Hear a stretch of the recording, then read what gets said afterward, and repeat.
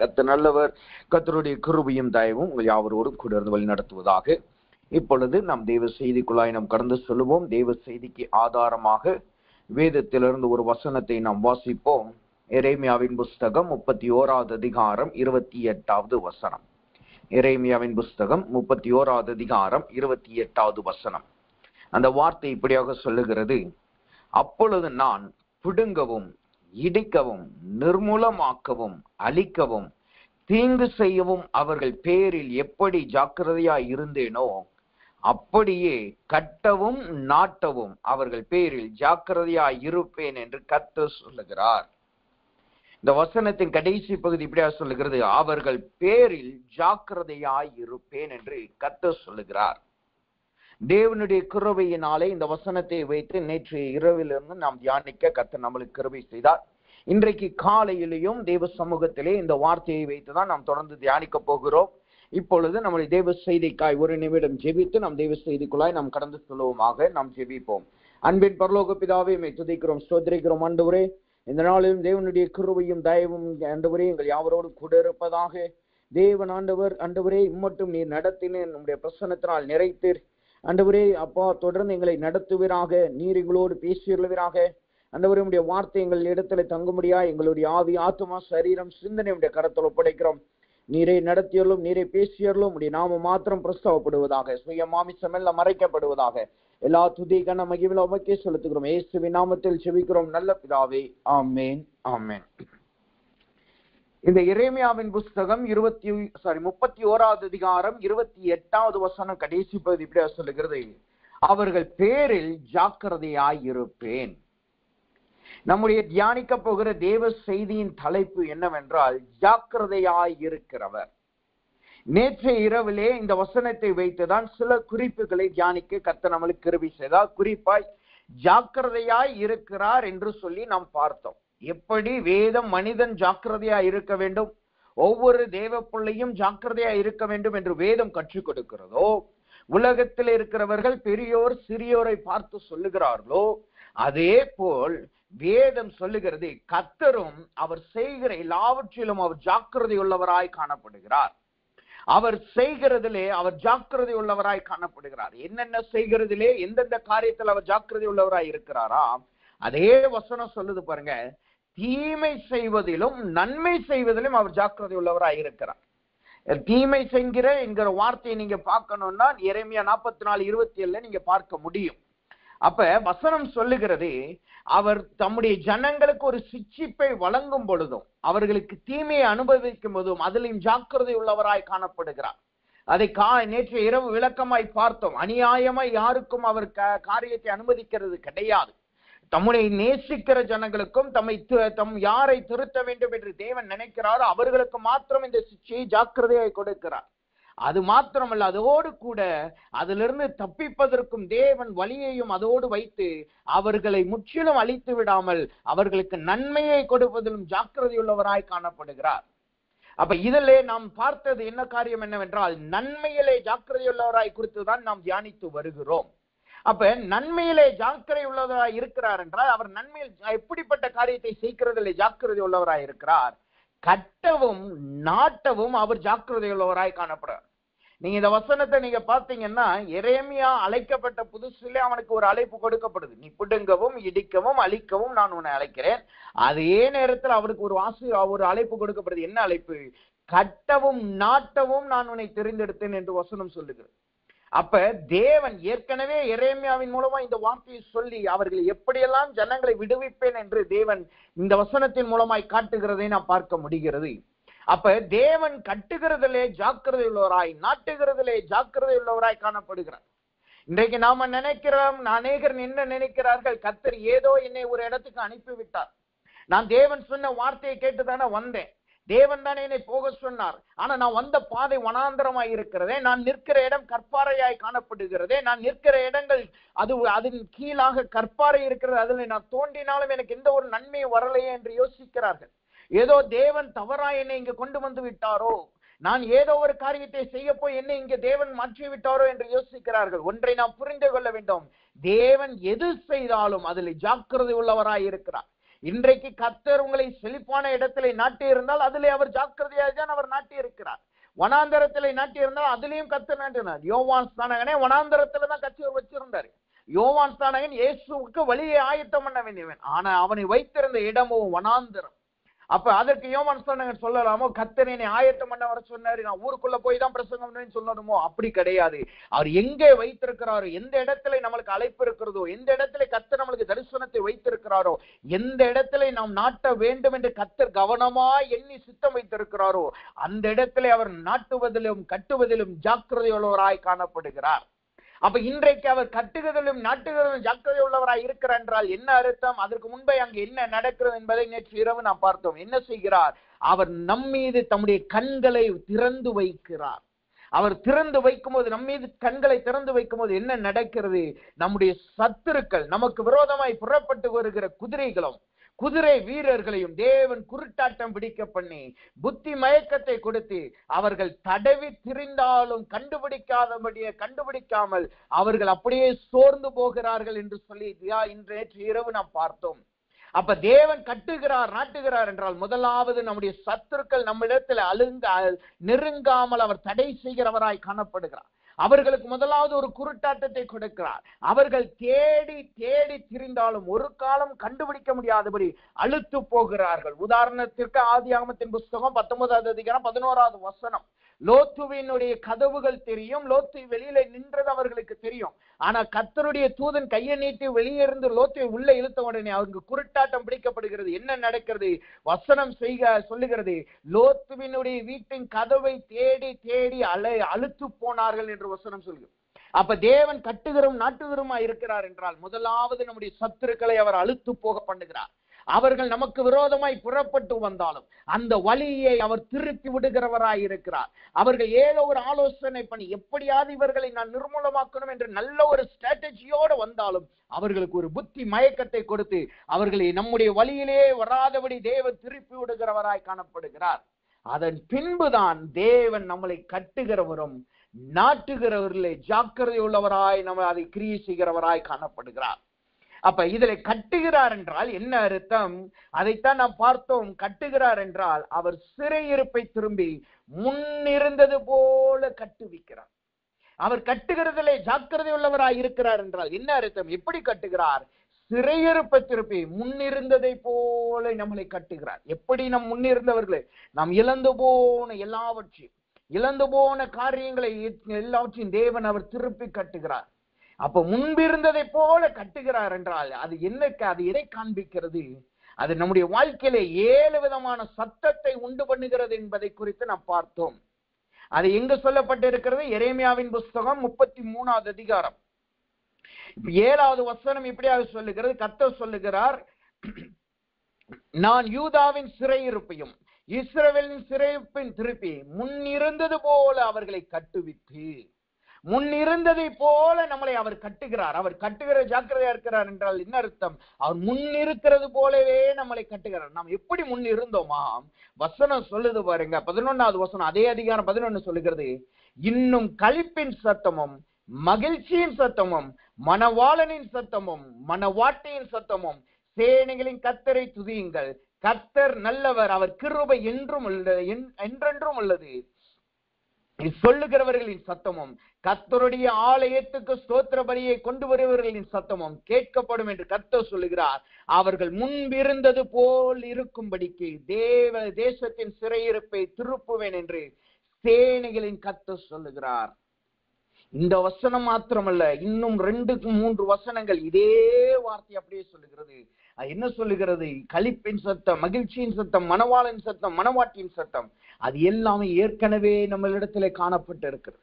அப்ப தேவன் நம்மளை கட்டுவிக்கிறார் என்றால் என்ன அர்த்தம்? அவர் 7 விதமான சத்தத்தை நம்முடைய வாழ்க்கையிலே கொண்டு வருகிறார்.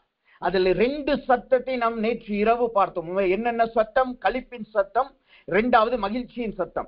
களிப்பின் சத்தம் என்பது என்ன? அது ஆத்துமாவை திருப்தியாக்குகிறதை காட்டுது. அது எப்படி திருப்தியாக்குகிறார்? நிலத்தையும் கொழுப்பையும் கொடுத்து. நிலத்தையும் கொழுப்பையும் என்பது சத்துருக்கள், அதாவது ஒண்ணு தேவனுக்கு வழிவிடுகிறதை கொடுக்கிறதை காட்டுது, இன்னொன்னு அது தேவ ஜனங்களுக்கு கொடுக்கப்படாத சத்துருக்கள் அதை சாப்பிடுகிறதை காட்டுது. அப்ப தேவனுடைய பங்கை நம்மளுக்கு கொடுத்து அவர் நம்மளுக்கு களிப்பை கொண்டு வருகிறார். களிப்பின் சத்தம் நம்முடைய வாழ்க்கை வாழ்க்கையில வருகிறது. அதனால் அங்க என்ன நடக்கிறது? நம்முடைய சத்துருக்கள் நிர்மூலமாக்கப்படுகிறார். நம்முடைய சத்துருக்கள் நிர்மூலமாக்கப்படுகிறார்கள். நாமோ களிப்பின் ஆனந்த களிப்பின் சத்தத்தினால் நிரப்பப்படுகிறோம். அதைத்தான் நாம் சகரியா 9:15 மற்றும் 14 பார்த்தோம். இஸ்ரவேலை அவர்களுக்கு கல்லாக, பாரமான கல்லாக வைத்தேன், அவர்கள் குதிரைகளும், அவர்களுக்கு அந்த வசனம் அப்படியாகத்தான் சொல்லுகிறது. அப்ப தேவன் நம்மளுக்கு களிப்பின் சத்தத்தை கொடுக்கிறார் என்றால் நம்மளை அங்கு இஸ்ரவேலின் கல்லாய் தேவன் வைக்கிறதை நாம் பார்க்க முடிகிறது. அடுத்ததாக இரண்டாவதாய் நாம் ஒரு சத்தத்தை பார்த்தோம். அது என்ன சத்தம்? மகிழ்ச்சியின் சத்தம். அப்ப மகிழ்ச்சியின் சத்தத்தை எதை காட்டுது? அது மகிழ்ச்சியின் சத்தம் என்பது நம்மளுடைய சஞ்சலமும் தவிப்பும் மாறி போகிறது. இந்த களிப்பின் சத்தம் வரும்பொழுது அது கூட்டத்தோடு நம்ம போகிறதை காட்டுது. ஆனா சஞ்சலம், இந்த மகிழ்ச்சியின் சத்தம் என்பது தனிமையிலே தேவன் கொடுக்கிற சத்தம். நமக்குள்ளாய் தனிமையிலே காணப்படும் பொழுது வருகிற சஞ்சலங்கள், நமக்குள்ளாய் தனிமையிலே காணப்படும் பொழுது வருகிற தவிப்பை தேவன் எடுத்து போட்டு நம்முடைய கண்ணீரெல்லாம் துடைத்து விட்டு அவர் நம்மளுக்கு மகிழ்ச்சியின் சத்தத்தை இருதயத்தில் கொடுக்கிறார். அப்படி அது எதனால் வருகிறது அல்லது அதனுடைய விளக்கம் என்ன? ஏசாயா 25:8 சொல்லுகிறது, மரணத்தை விலக்கி கண்ணீரை துடைத்து நிந்தையை நீக்குகிறார். அப்ப தேவன் மகிழ்ச்சியின் சத்தத்தை நம்முடைய இருதயத்தில் கொடுக்கிறார் என்றால் அவர் நம்முடைய மரணத்தின் பாடுகள், மரணத்தின் எண்ணங்கள், மரணத்தின் போராட்டங்கள், மரணத்தின் வியாதிகள், மரணத்தின் காரியங்கள் எல்லாவற்றையும் நீக்கி விலக்குகிறார். இரண்டாவது நம்முடைய கண்ணீரை துடைக்கிறார். மூன்றாவது நிந்தையை நம்முடைய வாழ்க்கையிலிருந்து எடுத்து போடுகிறார். இது எல்லாமே இந்த 2 சத்தத்தை காட்டுகிறது. இப்பொழுது நாம் தியானிக்க போகிறது மூணாவது ஒரு சத்தத்தை குறித்து நாம் தியானிக்க போகிறோம். மூணாவதாக தேவன் கட்டுகிறார் என்றால் மூன்றாவதாக அங்கு ஒரு சத்தம் வருகிறது. என்ன சத்தம் வருகிறது? அதான் அந்த வசனம் சொல்லுகிறது. எரேமியாவின் புஸ்தகம் 33வது அதிகாரம் 11வது வசனம் சொல்லுது, களிப்பின் சத்தம், மகிழ்ச்சியின் சத்தமும், மணவாளனின் சத்தமும். மூன்றாவதாக தேவன் கட்டும் பொழுது அங்கு ஒரு சத்தம் வருகிறது. என்ன சத்தமா? மணவாளனின் சத்தம். கணிப்பின் சத்தம் நம்மளுக்கு தெரியும், மகிழ்ச்சியின் சத்தம் நம்மளுக்கு தெரியும். ஏன்னா அதை நாம் அடிக்கடி வைத்து ஜெபிக்கிறோம், அடிக்கடி நாம் அதை பெற்றுக்கொள்ள வாஞ்சியா இருக்கிறோம். ஆனா இங்கு வசனம் சொல்லுகிறது மணவாளனின் சத்தத்தையும் தேவன் நம்மளுக்கு கொடுக்கிறார். மணவாளனின் சத்தம் என்றால் என்ன அர்த்தம்? அதை நாம் எப்படி நாம் பெற்றுக்கொள்வது? வசனம் சொல்லுகிறது, மத்தேயுவின் புஸ்தகம் 9வது அதிகாரம் 15வது வசனம் இப்படியாக சொல்லுகிறது, அதற்கு இயேசு, மணவாளன் தங்களோடு இருக்கையில் மணவாளனுடைய தோழர்கள் துயரப்படுவார்களா? மணவாளன் அவர்களை விட்டு எடுபடும் நாள் வரும், அப்பொழுது உபவாசிப்பார்கள். இங்க என்ன நடக்கிறது? இயேசுவின் இடத்துல வந்து கேட்கிறார்கள், யோவானின் சீஷர்கள் உபவாசம் இருக்கிறார்கள், ஆனா உம்முடைய சீஷர்கள் உபவாசம் இல்லை. உடனே இயேசு என்ன சொல்லுகிறார்? மணவாளன் இருக்கும் பொழுது அங்கு துயரம் உண்டோ என்று கேட்கிறார். மணவாளன் தங்களோடு இருக்கையில் மணவாளனுடைய தோழர் துயரப்படுவார்களோ? நாம் மணவாளன் கிடையாது, கிறிஸ்துவானவர் மணவாளன். ஆனா நமக்கு எப்படி அந்த மணவாளனின் சத்தம் வருகிறது? தேவன் எப்படி நம்மளுக்கு அந்த மணவாளனின் சத்தத்தை கொடுக்கிறார்? அவர் நம்மளோடு இருக்கிறபடியினால். அங்க வசனம் சொல்லுது பாருங்கமே, மணவாளனின் சத்தம் என்பது என்ன? துயரமில்லாத சத்தம், துயரமில்லாத ஜீவியம். அப்ப தேவன் மணவாளனின் சத்தத்தை நம்மளுக்கு கொடுக்கிறார் என்றால் என்ன அர்த்தம்? அவர் நாம் மணவாளன் அல்ல, கிறிஸ்துவாகிய மணவாளன் நம்மளோடு இருக்கும் பொழுது அங்கு இருக்கிற எல்லா துயரங்கள் மாற்றப்படுகிறது. நீங்க ஒரு கல்யாண வீட்டிற்கு போனோம் என்றால் கல்யாணத்தை நடத்துகிற தகப்பன் தாயார் வருத்தத்துல இருப்பாங்க, யோசனையில இருப்பாங்க, எப்படி செய்ய போகிறோமோ அல்லது நம்ம நினைச்ச மாதிரி நடக்குமா? கல்யாணத்தை அதே மாதிரி ஆப்போசிட் ஃபேமிலி அவர்களும் ஏதாவது ஒரு யோசனையில இருப்பாங்க, எப்படி வாழ்க்கை போக போகுது, என்ன காரியத்தில். ஆனா நீங்க இந்த மணவாளனையும் மணவாட்டியும், குறிப்பா மணவாளனை நீங்க பாத்தீங்கன்னா, மணவாட்டியை குறிச்சு கூட நீங்க பார்க்கும்பொழுது அவர்கள் வேறொரு வீட்டுக்கு போறோமே, நம்முடைய தாயும் தகப்பனையும் விட்டு போறோமே என்று துக்கத்துல இருக்கலாம். ஆனா மணவாளனை பாத்தீங்கன்னா அங்க இருக்கிறதுலே சந்தோஷமா இருக்கிறதா மணவாளனா இருப்பாங்க. மணவாளனுடைய சகோதரர், அதாவது மணவாளனுடைய தோழர்கள் அதை காட்டிலும் சந்தோஷமா இருப்பாங்க. ஏன்னா அவனுக்கு கல்யாணம், மணவாளனுக்கு கல்யாணம் ஆகிறபடியால் நமக்கு நல்ல ஆதாயம் இருக்கிறது என்று சொல்லி அவர்கள் அதிலே சந்தோஷம் இருப்பாங்க. அங்க அவர்களுக்குள்ள துக்கம் இருக்கிறதை நாம் பார்க்க முடியாது. அதைத்தான் வசனம் சொல்லுகிறது. மணவாளனின் சத்தத்தை தேவன் உங்களுக்கு கொடுக்கிறார், நமக்கு கொடுக்கிறார் என்றால் கிறிஸ்து நம்மளோடு மணவாளனாய் காணப்படுகிறார். சகல துயரங்களையும் தேவன் நம்மளை விட்டு எடுத்து போடுகிறார். இங்க வசனம் சொல்லி கிறிஸ்து சொல்றாரு பாருங்க, மணவாளன் தங்களோடு இருக்கையில் மணவாளனுடைய சகோதரர் துயரப்படுவார்களோ. அப்ப தேவன் இன்றைக்கு சொல்லுகிறார், உங்களுடைய துயரத்தின் சத்தங்கள் இன்றைக்கு மாற்றப்படுகிறது. நீங்கள் துயரத்தின் சத்தத்திலே காணப்படுகிறீர்களா? அப்ப கிறிஸ்துவாகிய மணவாளன் உங்களோடு வந்து தங்க போகிறார். அதனாலதான் அங்கிருந்த சீசர்கள் உபவாசம் பண்ணவில்லை, துக்கத்தில் இல்லை. அதற்கு பதிலா அவர்கள் எப்பொழுதும் கிறிஸ்துவோடு சந்தோஷமாய் இருந்தார். அவர்களுக்கு ஆகாரம் வேணுமா? கிறிஸ்து ஆகாரத்தை கொடுத்தார். வரி கட்ட பணம் தேவையா? அதற்குரிய பணத்தை தேவன் கொடுத்தார். சரீர பலன் அவருக்கு தேவையா? அதை அவர்களுக்கு கொடுத்தார். சத்ருவான சோதனையை கொண்டு வர போகிறானா? அதை கர்த்தர் ஏற்கனவே அவர்களுக்கு வெளிப்படுத்தினார். அப்ப கிறிஸ்து அவர்களோடு 3.5 வருடம் இருக்கும் பொழுது அவர்கள் சந்தோஷமாய் சீசர்கள் இருந்ததை நாம் பார்க்க முடியும். அப்ப கர்த்தர் சொல்லுகிறார், மணவாளனின் சத்தத்தை தேவன் உங்களுக்கு கொடுக்கிறார் என்றால் இன்றோடு தேவன் உங்களுடைய துயரத்தை அவர் மாற்றுகிறார். இங்க திரும்ப திரும்ப சொல்லுகிற வார்த்தை என்ன? துயரம் என்கிற வார்த்தை. அப்ப துயரம் என்றால் என்ன அர்த்தம்? துயரத்திற்கான விளக்கம் என்ன சொல்லுகிறது? சங்கீதங்களின் புஸ்தகம், துயரம் என்பது சங்கீதங்களின் புஸ்தகம் 69வது சங்கீதம் 29வது வசனத்தை நீங்க வாசித்து பார்த்தீங்கன்னா வசனம் இப்படியா சொல்லுங்க. சங்கீதங்கள் புஸ்தகம் 69வது சங்கீதம் 29வது வசனம் இப்படியா சொல்லுகிறது, நானோ சிறுமையும் துயரமும் உள்ளவன். நானோ சிறுமையும் துயரமும் உள்ளவன். அப்ப துயரம் என்றால் என்ன அர்த்தம்? சிறுமைப்பட்டு போகிற அனுபவம். துயரம் என்றால் என்ன அர்த்தம்? மணவாளன் இல்லாத ஜீவியம், மணவாளன் சத்தம் இல்லாத ஜீவியம் என்பது என்ன அர்த்தம்? சிறுமைப்பட்டு போகிறது. நம்முடைய சத்தத்திற்கு அங்கு எந்த பலனுமே இருக்காது. நம்ம என்னதான் சத்தம் பாய் பேசினாலும் நம்முடைய சத்தங்கள் அங்கு அமிழ்த்தப்பட்டு போகும். ஏனென்றால் நமக்கு மேல யாரோ இருப்பார்.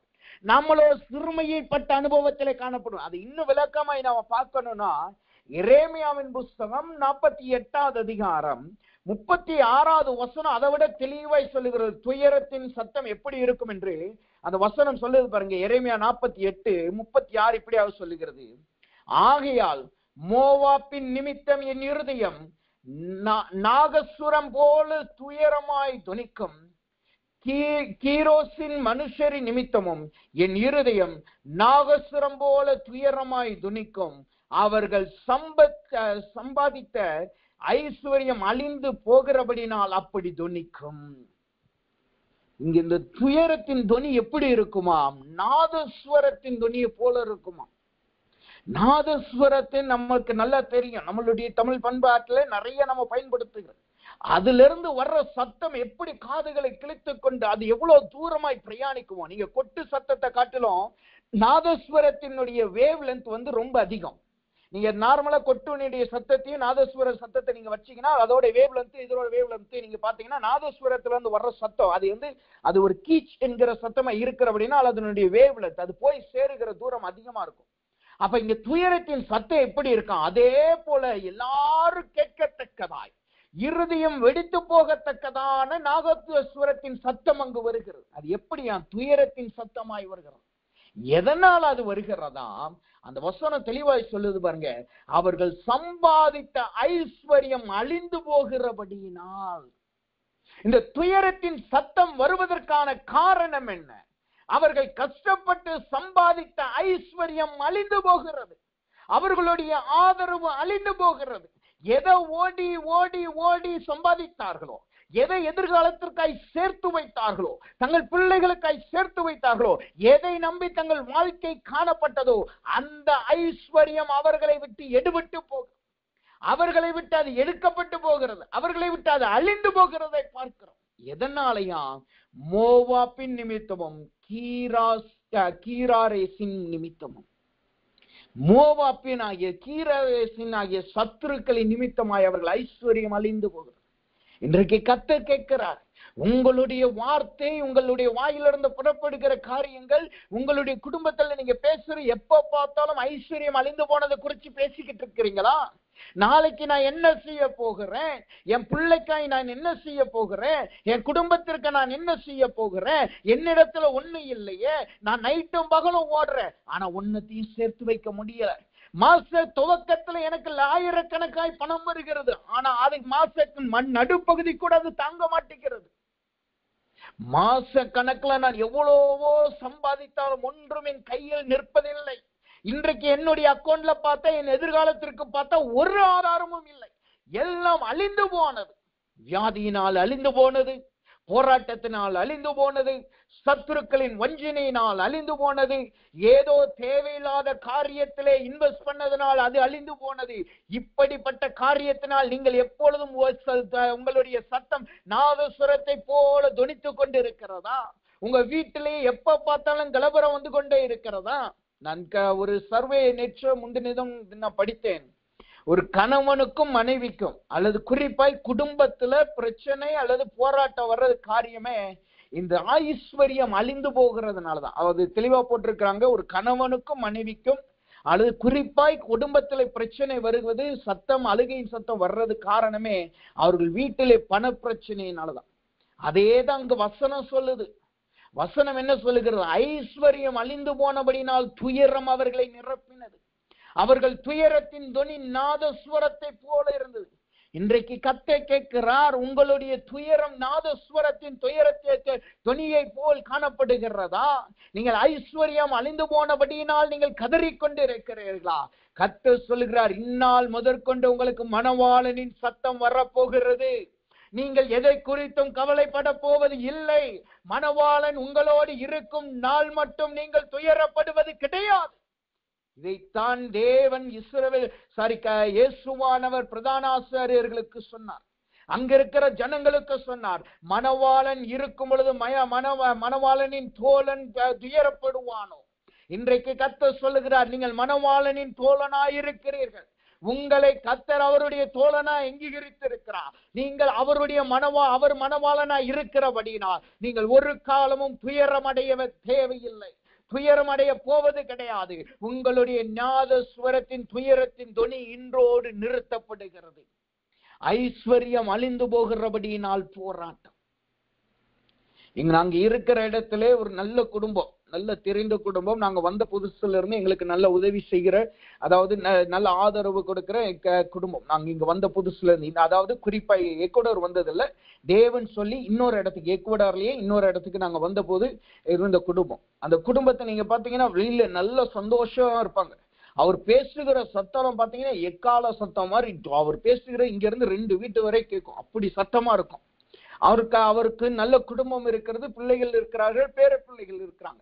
ஆனா அவர்கள் நல்ல ஜெபிக்கிறாங்க, நல்லா இருந்தாங்க. ஆனா எப்ப பார்த்தாலும் அவர்களுடைய குடும்பத்துல போராட்டம் வந்துகிட்டே இருந்தது. அவர்களுக்கு நாங்க ஜெப நேரத்துக்கு போகும்போது அங்க சந்தோஷமா இருப்பாங்க, சிரிப்பாங்க. ஆனா கொஞ்சம் அதை ஜெப நேரத்துக்கு ஹவுஸ் விசிட்டிங் எல்லாம் முடிச்சுட்டு நாங்க இங்கிட்டு வந்ததுக்கு அப்புறம் பார்த்தா அவர்களுக்கு குடும்பத்திற்குள்ளாகவே ஏதாவது போராட்டம் போய்கிட்டே இருக்கும். மகனை குறித்ததான போராட்டம், அல்லது அவருடைய தம்பி, அவர் தம்பி இன்னும் கல்யாணம் பண்ணல, அவருடைய தம்பியை குறித்ததான போராட்டம், அல்லது அவர்களோடு இருக்கிற யாரை வேலை இல்லாத காரியத்தை குறித்து. அவர் ஒரு நல்ல ஏஜென்ட் மாதிரி இருந்தார், அதை ஏஜென்ட் போட்டு ஒரு பெரிய ஆபீஸை இங்க தொடங்கினார், எல்லாரையும் அழைச்சு பெரிய ஆபீஸை தொடங்கினார். ஆனா கொஞ்ச நாள்ல அதுவும் போயிருச்சு. இன்னொரு இடத்துல வேலைக்கு போனார், வேலை நல்லா செஞ்சார், 1 மாசம் நல்ல வேலை செஞ்சாரு. அதுக்கப்புறம் பார்த்தா அவருக்கு அந்த காரியத்திலையும் நொடிவு வந்துருச்சு, அதை ஏமாற்றி விட்டார்கள், அந்த பணத்தை தரல. 1 மாசம் செக்யூரிட்டி வேலை பார்த்தும் அவருக்கு அந்த பணத்தை தரல. இன்னொரு இடத்துல போய் அவருக்கு ஏஜென்டா இருந்து இன்னொரு காரியத்திலோட போய் பிரயாணம் பண்ணி ரொம்ப பிரயாணம் பண்ணி வேலை பார்த்தாரு. அதனால உடலிலே பெரிய ப்ராப்ளம் வந்தது. அதுக்கு இடையில பார்த்தா உடலிலே அந்த ஸ்டோன்ஸ் ப்ராப்ளம் வந்தது. எத்தனையோ வருடங்களுக்கு முன்பாக அவர் சாப்பிட்ட சாப்பாடு இப்பொழுது ஒரு 15 வருடத்திற்கு அப்புறம் அவரை பாதித்தது. இப்படி பார்த்தா அவர் எப்போ பார்த்தாலும் அவர்கள் குடும்பத்திற்குள்ளாக ஒரு துயரம். ஆனா வெளியில பார்க்க நல்ல பாடல் பாடுறவங்க, நல்ல துதிக்கிறவங்க, நல்ல ஜெபிக்கிறவங்க. ஆனா வீட்டுக்குள்ள நீங்க கொஞ்சம் டீப்பா போய் பார்த்தா எப்ப பார்த்தாலும் அவர்களுக்குள்ளாக ஒரு துயரம் காணப்படும். இந்த சமயத்துலதான் நாங்க அப்பொழுதுதான் நாங்க புதிதாக அவர்களுக்கு எங்களோடு இருக்கிற இன்னொரு பாஸ்டர் ஃபேமிலியோட சேர்ந்து அங்க பிரேயர் ஆரம்பித்தோம். ஏற்கனவே அந்த பாஸ்டர் வைத்திருந்தார், அவர்களோடு சேர்ந்து நாங்களும் ஜெபிக்க ஆரம்பித்தோம். போய் ஒவ்வொரு வாரமும் திங்கட்கிழமை போய் ஜெபிக்க ஆரம்பித்தோம். கர்த்தர் அவர்களுடைய சூழ்நிலையை மாற்ற ஆரம்பித்தார். அவர்களுக்கு நாங்களும் தனிப்பட்ட ரீதியாக கொஞ்ச நாட்கள் தொடர்ந்து தனியா போய் சந்தித்தோம், ஜெபிக்க ஆரம்பித்தோம். இப்ப தேவன் கிருபையினாலே அவர்கள் ஒரு நல்ல நிலைமையில், அவர்களுடைய மகனுக்கு கல்யாணமானது, அதே நேரத்துல இன்னொரு நல்ல ஒரு பெரிய வீட்டில் இருக்கிறார்கள். இப்ப சமாதானமாய் அவர்கள் காணப்படுகிறார். ஆனா பெரிய வேலை இருக்கோ இல்லையோ, ஆனா நல்ல சமாதானமாய் குடும்பத்தோடு சந்தோஷமா இருக்க. எதற்காக சொல்லுகிறேன்? தேவனுடைய பிள்ளைகள் தான் ஒரு பக்கத்துல, ஆனா அவர்களுடைய துயரம் எப்படி காணப்பட்டது? நாதஸ்வர துணையை போல அவர்கள் காணப்பட்டது. நாதஸ்வரத்தின் துணியை போல எப்போது பார்த்தாலும் துயரம் அவர்கள் காணப்பட்டது. அப்ப கர்த்தர் சொல்லுகிறார், இன்றைக்கு நம்முடைய வாழ்க்கையில துயரங்கள் காணப்படுவதற்கான காரணம் என்ன? மணவாளனாகிய கிறிஸ்து நம்மளோடு தங்கவில்லை. நம்ம ஜெபிக்கிறோம், வேத வாசிக்கிறோம், எல்லாம் உண்மைதான். அந்த நேரத்துல ஒரு சுகம் கிடைக்குது, அந்த நேரத்துல ஒரு விடுதலை கிடைக்குது. ஆனா கர்த்தருடைய விடுதலை அது அல்லவே. கர்த்தருடைய சுகம் அது அல்லவே. கர்த்தர் நம்மளுக்கு சத்தத்தை, தொனியின் சத்தத்தை கொடுக்கிறார்னா துயரத்தின் சத்தத்தை கொடுப்பாரோ? அவர் நம்மளோடு தங்கி இருந்தால் மாத்திரமே அந்த மணவாளனின் சத்தம் நம்மளுக்கு வரும். அந்த மணவாளனின் சத்தம் நம்மளுக்கு வரணும்னா அவர் நம்மளோடு தங்கி இருக்கணும். வசனம் சொல்லுகிறது, மணவாளன் தங்கி மணவாளன் தோழனோடு இருந்தால் அங்கு அவருக்கு துயரத்தின் சத்தம் வருமோ? அப்ப தேவன் இன்றைக்கு நம்மளுக்கு மணவாளனின் சத்தத்தை கர்த்தர் கொடுக்கிறார். மணவாளனின் சத்தம் எப்படி இருக்கும் தெரியுமா? வசனம் சொல்லுகிறது, ஏசாயாவின் புஸ்தகம் 61வது அதிகாரம் 10வது வசனத்தை நீங்க வாசித்து பார்க்கும்போது அந்த வார்த்தை இப்படியாக சொல்லுகிறது. ஏசாயா 61:10 இப்படியாக சொல்லுகிறது, கர்த்தருக்குள் பூரிப்பாய் மகிழ்ந்திருக்கிறேன், என் தேவனுக்குள் என் ஆத்துமா களி கூறுகிறது. கர்த்தருக்குள் பூரிப்பாய் மகிழ்ந்திருக்கிறேன்.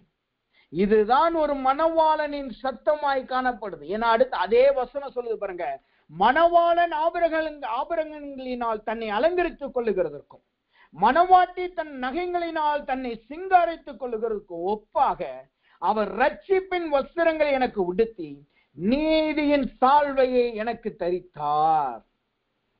இந்த மணவாளனின் சத்தம் அங்கே எப்படி காணப்படுகிறது? அது ஒரு பூரிப்பான மகிழ்ச்சியாய் இருக்கிறது.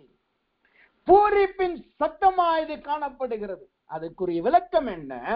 அது எதை காட்டுது?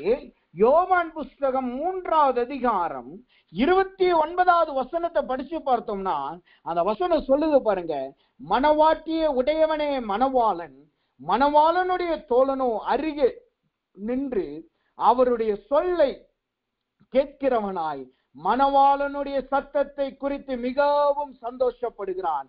இந்த சந்தோஷம் இப்பொழுது எனக்கு சம்பூர்ணமாயிற்று. இந்த பூரிப்பின் மகிழ்ச்சினா என்ன அர்த்தம்? மணவாளன் சொல்லுகிற ஒவ்வொரு வார்த்தையும் அவர்கள் வாழ்க்கையிலே சந்தோஷத்தை கொண்டு வரும். அவர்கள் வாழ்க்கையிலே துயரம் வரும் பொழுது, அவர்கள் வாழ்க்கையில போராட்டம் வரும் பொழுது, அவர்கள் வாழ்க்கையில துக்கம் வரும் பொழுது அவர்கள் மணவாளன் கூட இருக்கிறபடினால் அங்க மணவாளனுடைய சத்தம், மணவாளன் ஒரு வார்த்தையை சொல்லுவார். அந்த வார்த்தை அவர்களுக்கு கிடைத்த உடனே அங்கு ஒரு பூரிப்பு அங்கு புறப்பட்டு வருகிறது. அங்கு அவர்கள் இருதயத்துல ஒரு சந்தோஷம் புறப்பட்டு வருது. வசனம் தெளிவாய் சொல்லு பாருங்க, மணவாளனுடைய சத்தத்தை குறித்து மிகவும் சந்தோஷப்படுகிறேன், இந்த சந்தோஷம் எனக்கு இப்பொழுது சம்பூர்ணமாயிற்று. அப்ப நிறைவான சந்தோஷத்தை மணவாளன் கொடுக்கிறார். இதற்கு நல்ல உதாரணம் எங்கு நாம் பார்க்கலாம்? எஸ்தர் புஸ்தகம் 4வது அதிகாரம் 1வது வசனத்தை நீங்க படிச்சு பார்த்தீங்கன்னா அந்த வார்த்தை இப்படியா சொல்லுகிற. எஸ்தர் புஸ்தகம் 4வது அதிகாரம் 1வது வசனம், நடந்த யாவற்றையும் மொர்தெகாய் அறிந்து மொர்தெகாய் தன் வஸ்திரங்களை கிழித்து ரெட்டுடுத்தி சாம்பல் போட்டுக்கொண்டு நகரத்தின் நடுவே புறப்பட்டு போய் துயரமுள்ள மகா சத்தத்தோட அலறிக்கொண்டு. இங்க நாம் பார்க்கிறோம், மொர்தெகாய் அங்க அலறுகிறவனாய் காணப்படுறான், துயரம் நிறைந்தவனாய் காணப்படுறான். காரணம் என்ன? அங்க என்ன நடக்குது? அந்த ஜனங்கள் சகல ஜனங்களையும் கொலை செய்யும்படியா, சகல ஜனங்களையும் அழித்து போடும்படியாய் நாட்கள் குறிக்கப்பட்டது. 3வது அதிகாரம் எஸ்தர் புஸ்தகம் 3வது அதிகாரம் 15வது வசனம் சொல்லு பாருங்க, சூசான் நகரம் கலங்கிற்று. இங்கு அவர்களுக்கு ஒரு நாகசுரத்தின் தொடியின் துக்கம், துயரம் அவர்கள் வாழ்க்கையில நிரப்பப்படும். சிறியோர் முதற்கொண்டு அவர்கள் இனமே இல்லாமல் அழிக்கப்பட்டு போகிற சூழ்நிலை. அங்க சத்ருவானாகிய ஆமான் அங்கே கிரியை செய்ய ஆரம்பிச்சுட்டான். மொர்தெகாய் அதனால் துக்கமாய் இருக்கிறான். சூசான் நகரம் துயரத்துல காணப்படுது. ஆனா அங்க என்ன நடந்தது? அடுத்த தொடர்ந்து அதிகாரத்துல நீங்க படிச்சு பாத்தீங்கன்னா, கர்த்தர் எஸ்தர் மூலமா அங்க இடைபடுகிறார். எஸ்தர் உபவாசம் இருந்து அங்க கிரியை செய்ய ஆரம்பிக்கிறார். கிரியை செய்து ராஜாவுக்கு முன்னாடி போய் நிற்கிறார். ராஜா அவளை ராஜஸ்திரியாய் நியமிக்கிறார். நியமித்த உடனே என்ன நடக்குது? சத்ருவானவன் அங்கு தூக்கிலிடப்படுகிறான். சூசான் நகரம் மகிழ்ந்தது. சூசான் நகரம் மகிழ்ந்தது. அப்ப இங்க துயரப்பட்ட, ஒரு காலத்துல துயரப்பட்ட சூசான் இப்பொழுது என்ன நடக்குது? அங்கு எஸ்தரானவள் மனவாட்டியாய் மாற்றப்பட்டு அந்த ராஜா மணவாளனாய் மாறின உடனே, எஸ்தருக்கும் ராஜாவுக்கும் அங்கு மணவாளன் மணவாட்டிகளாய் மாறின உடனே, அந்த மணவாளன் சூசான் நகர் பக்கம் சாஞ்ச உடனே என்ன நடக்குது? அந்த சூசான் நகரம் மகிழ்ந்தது என்று வசனம் சொல்லுகிறது. அப்ப இதுதான் மணவாளனுடைய சத்தம். மணவாளன் நம்மளோடு இருந்தால் எந்த ஒரு கலக்கம் வந்தாலும் சரி, அவர் அதிலே நம்மளுக்கு மகிழ்ச்சியை கொடுக்க வல்லவராயிருக்கிறார். அவர் அதிலிருந்து நம்மளை விடுவிக்க வல்லவராயிருக்கிறார். எப்படி சூசான் நகரம் 3வது அதிகாரம் 15வது வசனம் சொல்லுகிறது, கலங்கினது என்று போட்டதோ, அதே சூசான் நகரம் பிற்காலத்திலே மகிழ்ந்தது என்று நாம் வசனம் சொல்லுகிறதை நாம் பார்க்க முடியும். அப்ப தேவன் இன்றைக்கு கர்த்தர் நம்மளுக்கு அப்படிப்பட்ட மணவாளனின் சத்தத்தை தேவன் நம்மளுக்கு கொடுக்கிறார். அவர் நம்மளுக்கு மணவாளனின் சத்தத்தை கொடுத்து இன்றைக்கு நம்முடைய துயரத்தை எல்லாம் அவர் நீக்குகிறவராய் காணப்படுறார். ஆனா இதுல இன்னொரு காரியம் இருக்கு. அந்த பூரிப்பின் சத்தம் நம்மளுக்கு மணவாளனினால் கொடுக்கப்படுது. நம்ம அது எதை காட்டுது? அந்த பூரிப்பின் சத்தம் எப்படி வருதா? மணவாளனுடைய சத்தத்தினாலதான் வருது. ஆனா அங்க என்ன நடக்கிறது? வசனம் எப்படியா சொல்லுகிறது? 1 சாமுவேல் புத்தகம் 2வது அதிகாரம் 1வது வசனம் சொல்லுது, அன்னாள் சொல்லுகிறாள், என் கொம்பு கர்த்தருக்குள் உயர்ந்தது, என் பகைஞர் மேல் என் வாய் திறந்திருந்தது. இன்றைக்கு கர்த்தர் மணவாளனின் சத்தத்தை உங்களுக்கு கொடுக்கிறார்னா அவரால் நீங்க மகிழ்றீங்க, உண்மைதான். ஆனா அங்க என்ன நடக்கிறது? உங்களுடைய கொம்பை கர்த்தர் உயர பண்ணுகிறார். நீங்க சிறுமைப்பட்டபடியினால் துயரம் வந்தது அல்லவா? துயரம் என்கிற சிறுமை உங்களை ஆளுகை செய்தது அல்லவா? இன்றைக்கு மணவாளன் உங்களோடு இருக்கிறபடியினால் உங்களுடைய கொம்பு உயர்கிறதே, நீங்களோ உயர்த்தப்படுகிறீர்கள். நீங்க நம்முடைய வெஸ்டர்ன் கண்ட்ரில நீங்க பாத்தீங்கன்னா, நம்முடைய நாட்டுல இருக்கான்னு எக்ஸாக்ட்லி எனக்கு தெரியல, ஆனா வெஸ்டர்ன் கண்ட்ரில நம்ம மணவாளன் மணவாட்டி இருப்பாங்க, அதோடு கூட மணவாளனுடைய தோழர்களும் இருப்பாங்க. எப்படி மணவாளனுக்கு ஒரு பெர்ஃபெக்ட் கோட் ஷூட் கொடுத்து நல்ல ட்ரெஸ் கொடுத்துருக்காங்களோ, அதே போல இந்த மணவாளனுடைய தோழர்களும் பாத்தீங்கன்னா ஸ்பெஷல் ட்ரெஸ் போட்டிருப்பாங்க. நம்ம ஊர்ல அது நார்மலா இருக்கும், சில இடங்கள்ல விசேஷித்த ட்ரெஸ்ஸா இருக்கும். ஆனா வெஸ்டர்ன் கண்ட்ரில பாத்தீங்கன்னா மணவாளனுடைய தோழர்களும் வித்தியாசமா, கூட்டத்தை விட்டு வித்தியாசமா இருப்பாங்க. ஏன்னா மணவாளனுக்கு எப்படி ட்ரெஸ் எடுக்கிறாங்களோ அதே போல இவர்களுக்கும் ப்ரீ டிசைன் பண்ணி அவர்களை ஆயத்தம் பண்ணுவாங்க. இதை எதற்காக சொல்லுகிறேன்? எப்படி மணவாளன் திருமணத்திற்காக போகும்போது மணவாளனுடைய தோழர்களுக்கும் புது ஆடை கிடைக்கிறதோ, அதே போல் கர்த்தர் உயர்கிறபடியினால், கர்த்தர் மணவாளனாய் உங்களோடு காணப்படுகிறார், உங்களுடைய கொம்பையும் கர்த்தர் உயர்த்துகிறார். இங்கு கொம்பு என்பது உங்களுடைய ஆறுதல் அல்லது பலனை காட்டுது. தேவன் இன்றைக்கு உங்களுடைய பலனை உயர்த்துகிறார். சிறுமைப்பட்ட நாட்கள் இன்றோடு மாறுகிறது. சிறுமைப்பட்ட அனுபவங்கள் இன்றோடு முடிந்து போகிறது. கர்த்தரோ உங்களுக்கு மணவாளனாய் இருக்கிறார். நீங்களோ உங்களுடைய கொம்பை கர்த்தரே உயர்த்துகிறார். 2வது, உங்களுடைய வாய் உங்களுக்கு சத்துருக்களுக்கு மேலாய் விரிந்திருக்கும். இந்த காரியங்கள்லாம் நடக்கிறது உண்மைதான். ஆனா இன்னொரு அங்க ஒரு எச்சரிப்பையும் இந்த வசனத்துல கர்த்தர் வைத்திருக்கிறார். மணவாளன் நம்மளோட இருந்தால் துக்கம் மாறும், துயரம் மாறும், எல்லாம் உண்மைதான். ஆனா அந்த மணவாளனின் சத்தம் நம்மளுக்கு எப்ப கேட்கும் தெரியுமா? மணவாளனின் சத்தம் கேட்கறதுக்கு நமக்கு நம்ம இடத்துல ஒண்ணு தேவையா இருக்கிறது. அது என்ன தெரியுமா? எல்லாருக்கும் மணவாளனின் சத்தம் கேட்காது. வசனம் சொல்லுகிறது, மத்தேயுவின் புஸ்தகம் 25வது அதிகாரம் 1வது வசனம் சொல்லுது பாருங்க, அப்பொழுது பரலோக ராஜ்யம் தங்கள் தீவெட்டிகளை பிடித்து கொண்டு மணவாளனுக்கு எதிர்கொண்டு போக புறப்பட்ட 10 கன்னிகைகளுக்கு ஒப்பாயிருக்கும்.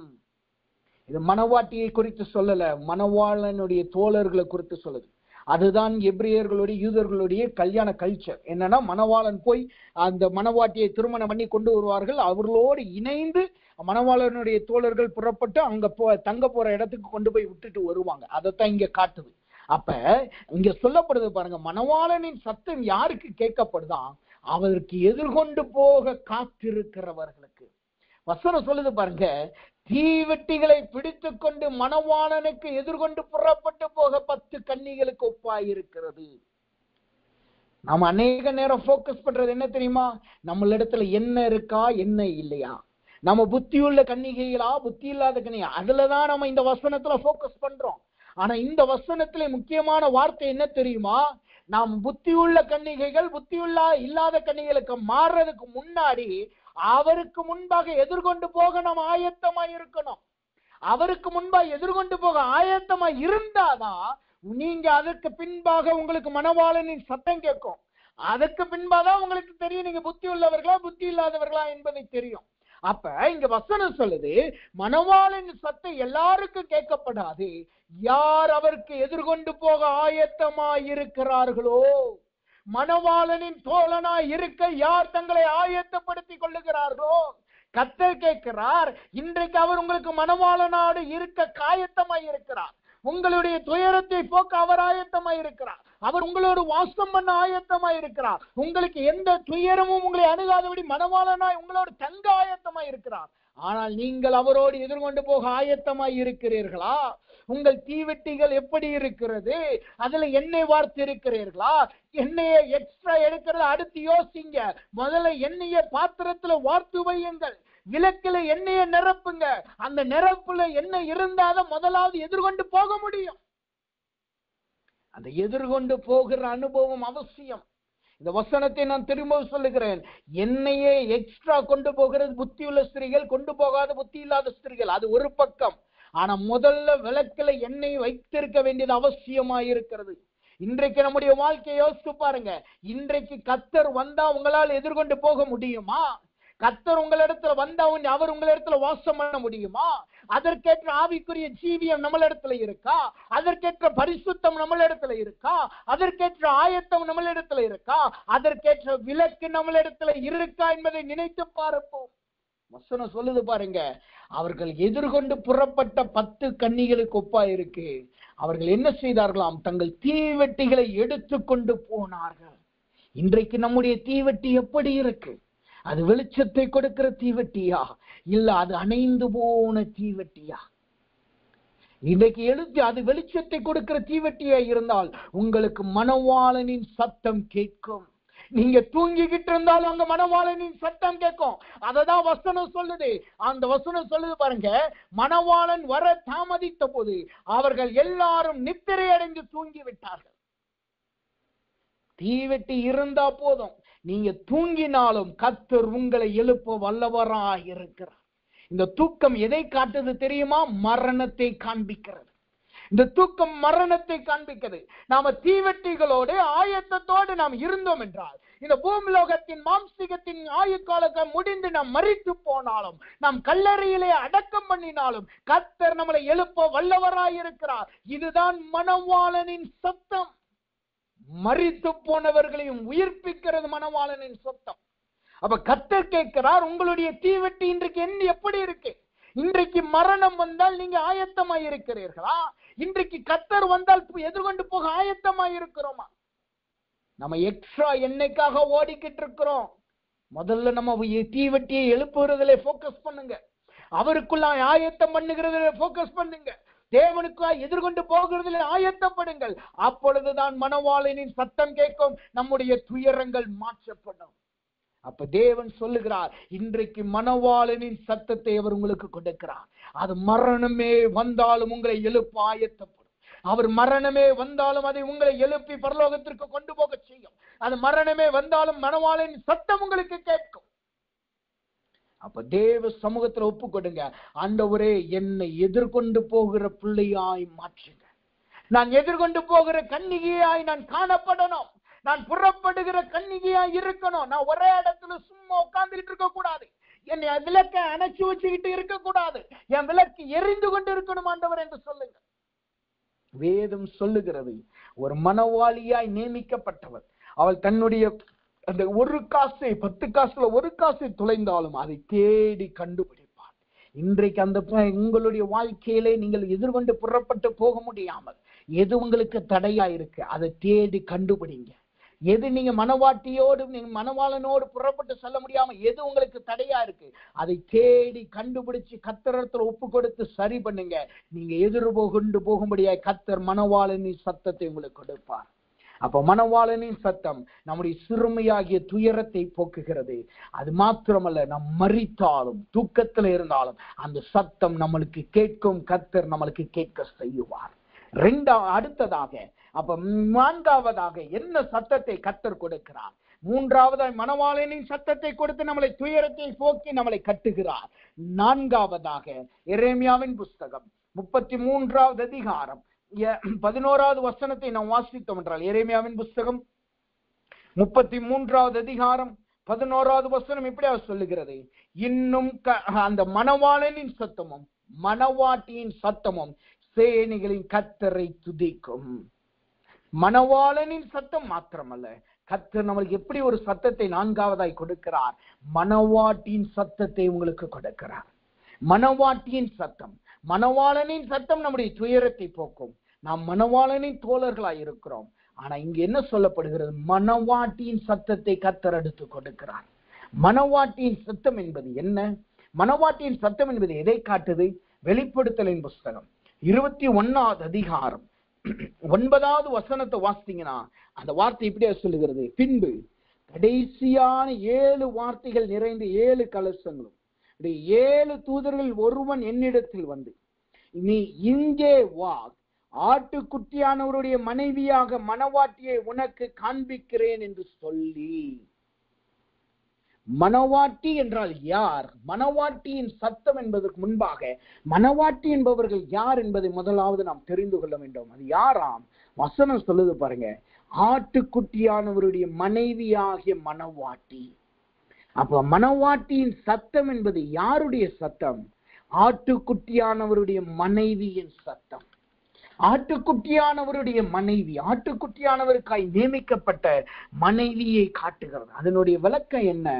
ஆட்டுக்குட்டியானவருடைய மனைவி என்பது எதை காட்டுது? நீங்க வேதத்துல பாத்தீங்கன்னா நிறைய அர்த்தங்கள் இருக்கிறது.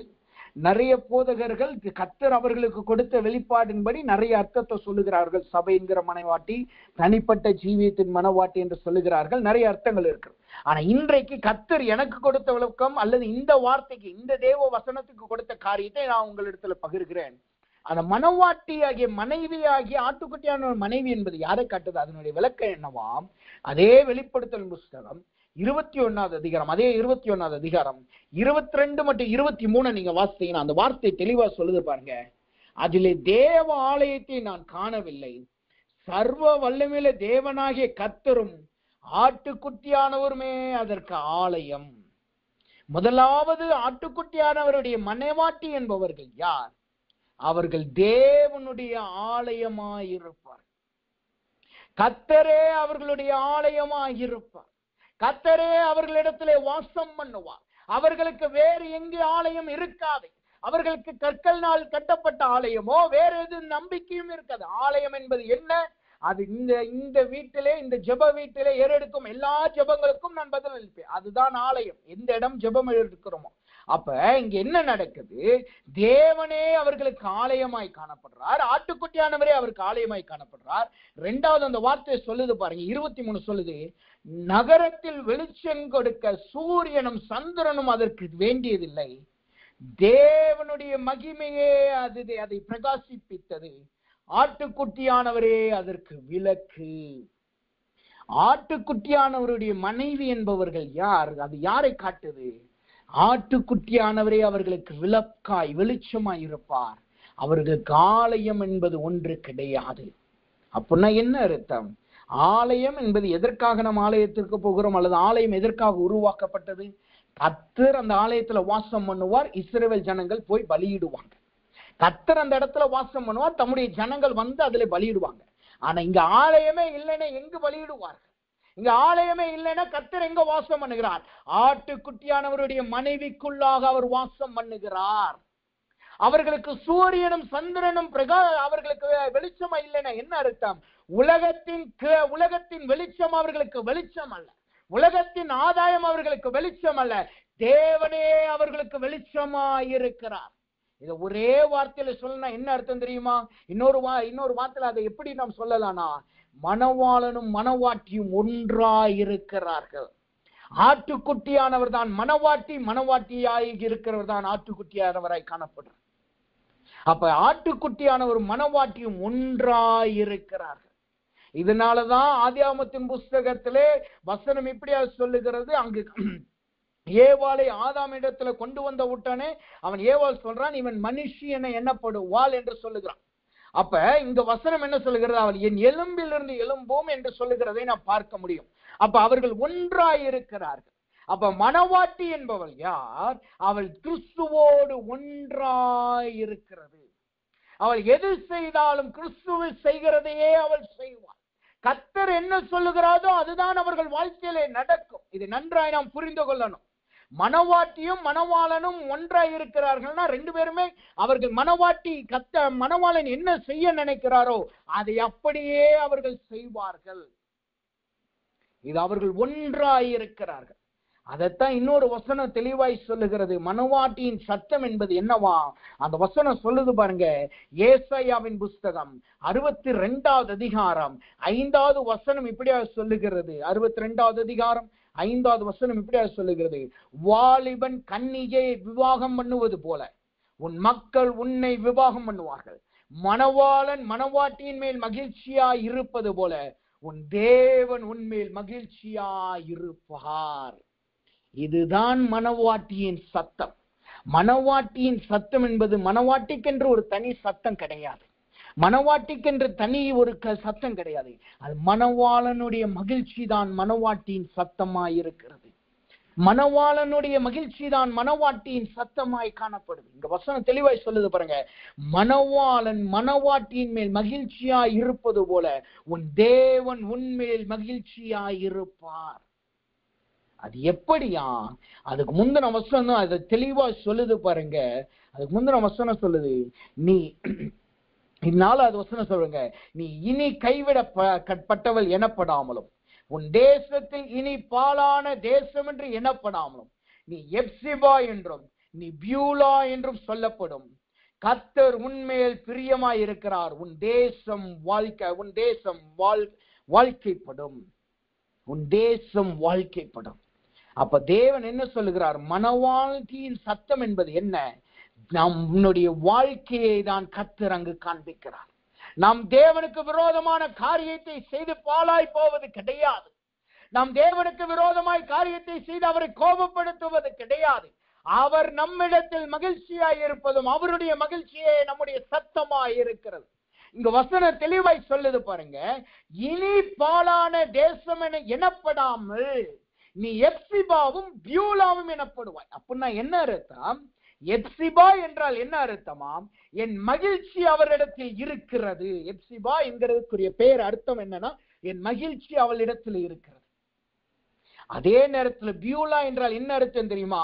மேரீட் அல்லது திருமணமான அல்லது மணவாட்டி அல்லது மனைவி என்ற அர்த்தம். பியூலா என்றால் என்ன? அதுதான் அர்த்தத்தை காட்டுகிறது எபிரேய மொழியில. அப்ப கர்த்தர் என்ன சொல்லுகிறார்? நாம் மணவாட்டியாய் மாறுவதற்கு முன்பாய் பாலான தேசமாய் இருந்தோம்.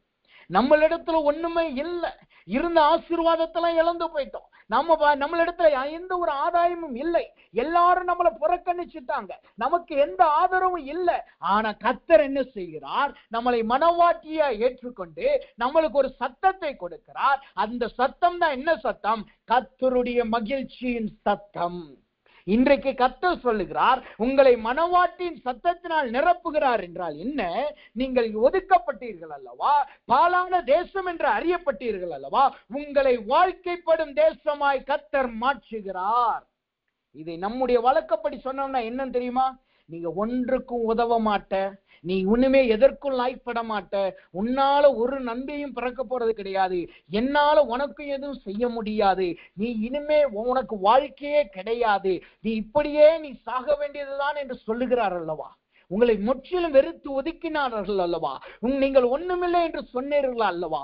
அவர்களுக்கு முன்பாய் கர்த்தர் உங்களை வாழ்க்கைப்பட்டவர்களாய் கர்த்தர் மாற்றுகிறார்.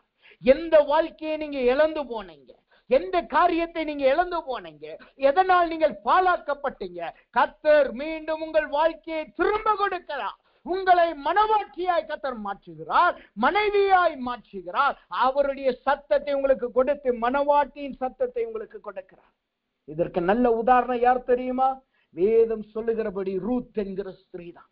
ரூத் என்கிற ஸ்திரீ மணவாளன் மனவாட்டியாய் இருந்தாள். அவளுக்கு கணவன் இருந்தான், மனைவியாய் காணப்பட்டாள். ஆனா ஒரு கட்டம் வந்தது, அவனுடைய கணவன் மரித்து போனான், அவனுடைய மாமனார் மரித்து போனான், எல்லாரும் விட்டு ஒதுங்கினாங்க. சொந்த மாமியாரே சொல்றா, நீ திரும்ப உன்னுடைய தேசத்துக்கு போ, ஜனத்தின் இடத்துக்கு போ. கூட இருந்து ஓர்பால் ஓடி போயிட்டான். ஏன்னா என்ன நடக்குது? அந்த பாலாய் போன, ஒன்றுக்கும் உதவாது, நீ என்னிடத்துல இனிமே உனக்கு பிள்ளை பிறக்காது, நான் உனக்கு திருமணம் செய்து வைக்க முடியாது, நீ வாழாவிட்டி என்று சொந்த மாமியாரே சொன்னாள் அல்லவா? அவர்களுக்கு முன்பாய் கர்த்தர் என்ன செய்கிறார்? அந்த ரூத்துவுக்கு ஒரு போவாசை தேவன் உருவாக்கினார். அவள் தேவனுடைய தேசத்திற்குள்ளாய் புறப்பட்டு வரும் பொழுது கணவனற்றவளாய், விதவையாய், ஒன்றுமில்லாதவளாய், பாலாய் போனவளாய் வந்தாள். ஆனால் தேசத்திற்குள் வந்து கர்த்தரை சேவித்த உடனே அங்க என்ன நடக்குது? போவாஸ் என்கிற மணவாளனை கர்த்தர் கொடுத்தாள். அவள் அதிபதியின் மனைவியாய் மாறினாள். போவாசுனுடைய மகிழ்ச்சி ரூத்துவினுடைய மகிழ்ச்சியாய் மாறினது. ஏனென்றால் போவாஸ் அதிபதி, அதே அதிபதியாய் ரூத்து மாறினாள். பிற்காலத்தில் என்ன தெரியுமா? ரூத்துவினுடைய பிள்ளையை நகோமி எடுத்து சொல்லுகிறார், இவள் என்னுடைய மகன் என்று சொல்லுகிறார், என்னுடைய பிள்ளை என்று சொல்லுகிறார். எந்த மாமியார் சொன்னாலோ உனக்கு நான் பிள்ளை கொடுக்க முடியாது, நீ வாழாவிட்டு என்று சொன்னாலோ, அதே மாமியாரின் வாயிலிருந்து எனக்கு ஒரு மகன் பிறந்திருக்கிறான் என்று. அப்ப கர்த்தர் சொல்லுகிறார், இன்றைக்கு உங்களை சுற்றி இருக்கிறவங்க சொல்லலாம், நீங்க பாலாய் போனவங்க, நீங்க ஒண்ணும் இல்லாதவங்க என்று சொல்லலாம், நீங்க இருந்தது எல்லாத்தையும் இழந்து போய் இருந்திருக்கலாம், உங்கள் கணவனுடைய ஆதரவை நீங்க இழந்து போய் இருந்திருக்கலாம், உங்கள் உறவினர்களுடைய ஆதரவை இழந்து போயிருக்கலாம், நீங்கள் வாசம் பண்ணுகிற இடம் பாலாய் போன இடமாய் இருக்கலாம், உங்களை நம்பி யாரும் எதையும் செய்ய ஆயத்தமா இல்ல, உங்களிடத்துல ஒரு நன்மையான காரியத்தை யாரும் சொல்ல மாட்டேங்கிறாங்க, உங்ககிட்ட எது சொன்னாலும் அது தீமையாய் முடியுதுன்னு சொல்றாங்க, நீ ஒரு லக்கில்லாதவன், நஷ்டம் படைத்தவள் என்று சொல்லுகிறார்கள். கர்த்தர் சொல்லுகிறார், அப்படிப்பட்ட உங்களை தேவன் இன்றைக்கு வாழ்க்கைப்பட செய்கிறார். எப்படி? கர்த்தரே உங்களுக்கு மணவாளனாய் வருகிறார், நீங்களோ கர்த்தருக்குரிய ஆலயமாய் மாறுகிறீர்கள். கர்த்தரே உங்களுக்கு விளக்காய் வருகிறார், நீங்களோ கர்த்தருடைய மகிழ்ச்சியாய் மாறுகிறீர்கள். யோசித்து பாருங்க, கர்த்தரிடத்துல இருந்துதான் நம்ம எப்பயும் மகிழ்ச்சி பெறுவோம். ஆனா இங்க வசனம் என்ன சொல்லு தெரியுமா? மணவாட்டியில் மணவாளன் மகிழ்ச்சி அடைகிறார். அப்ப தேவன் உங்களை குறித்து மகிமைப்பட போகிறார், தேவன் உங்களை குறித்து மகிழ்ச்சி அடைய போகிறார். இது எவ்வளவு பெரிய ஆசீர்வாதம்! கர்த்தரிடத்திலிருந்து மகிழ்ச்சியை பெறது எல்லாரும் பெற முடியும். புறஜாதியான கூட, பாவி கூட கர்த்தரிடத்துல வந்தா, இயேசுவே தேவனே என்னை மன்னிங்க, எனக்கு மகிழ்ச்சி கொடுங்க, கர்த்தர் மகிழ்ச்சி கொடுத்துருவார். ஆனா நம் மூலமாய் கர்த்தர் மகிழ்ச்சி என்பது அது வேறு விதமான ஆசீர்வாதம். அது நாமும் தேவனும் ஒன்றாயிருக்கிறதை காட்டுகிறது. நாமும் தேவனும் வேறு அல்ல. மணவாளன் மணவாட்டி எப்படி ஒரே சரீரமாய் இருக்கிறார்களோ, அதே போல் நாம் அவராயும் அவர் நாமாயும் காணப்படுகிறோம்.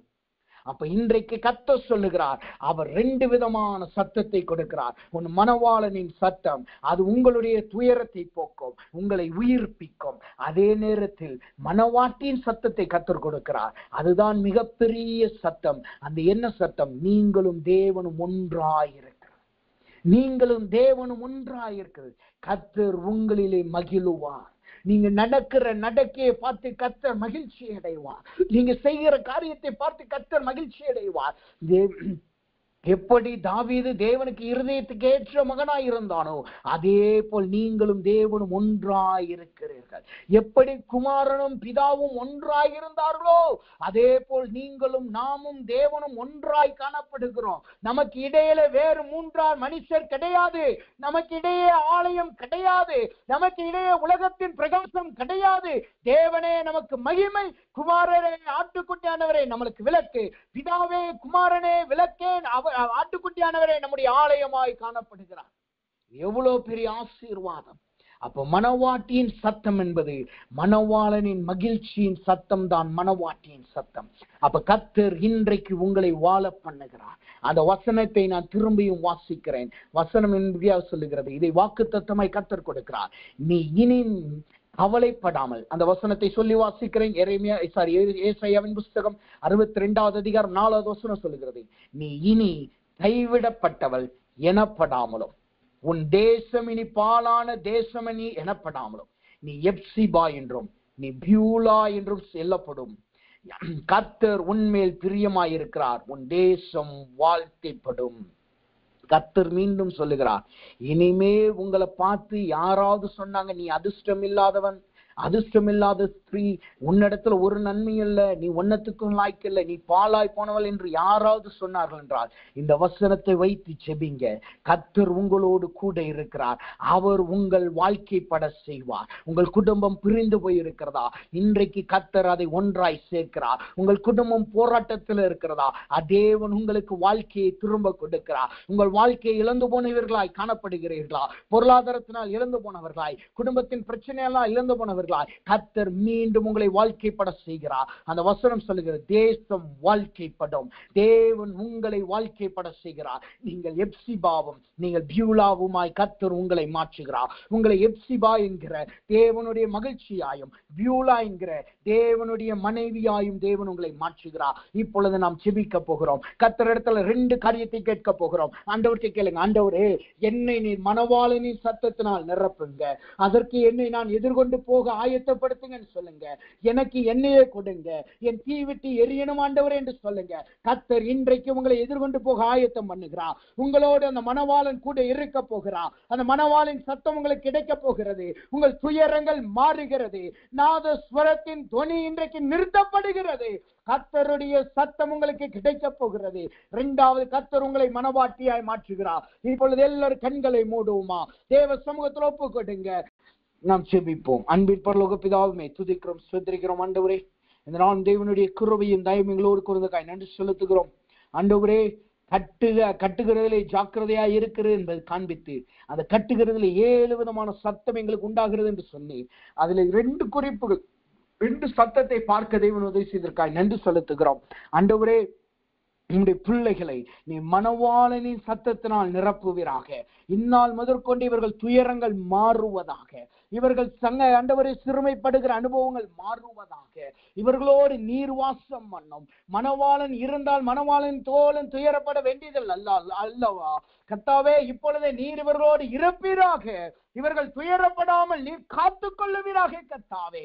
குறிப்பாய் ஆண்டவரே அப்பா, மணவாளனின் சத்தத்தை கேட்க எதிர்கொண்டு போகிற ஆயத்தமுள்ள கன்னிகைகளாய் உம்முடைய பிள்ளைகளை மாற்றுங்க.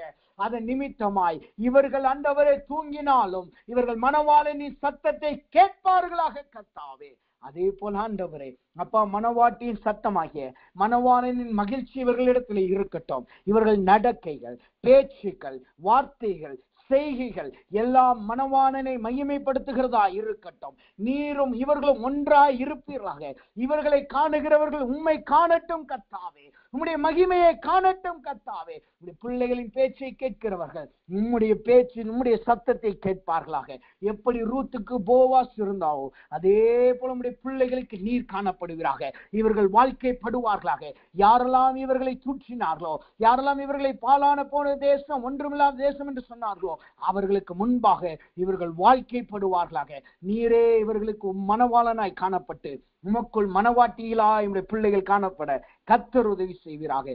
அப்படி நீ செய்யறக்காய் நன்றி செலுத்துறோம். உடைய வார்த்தைக்காய் நன்றி கர்த்தாவே. நீர் பேசினக்காய் நன்றி. உடைய நாமம் பிரஸ்தாவப்படுவதாக. எல்லா துதி கனமையும் நமக்கு செலுத்துகிறோம். இயேசுவின் நாமத்தில் ஜெபிக்கிறோம் நல்ல பிதாவே. ஆமேன், ஆமேன், ஆமேன்.